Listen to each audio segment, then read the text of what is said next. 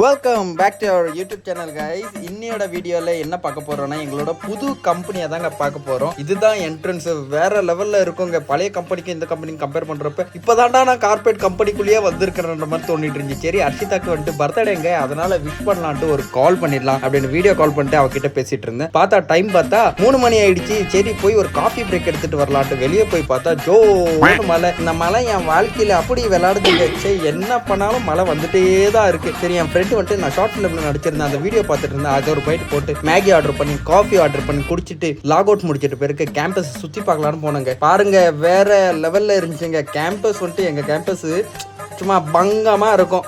அப்படியே ஒரு ரவுண்ட் அடிச்சுட்டு சரி போகலாம் கேபுக்கு அப்படின்னு அப்படியே கிளம்பிட்டுங்க.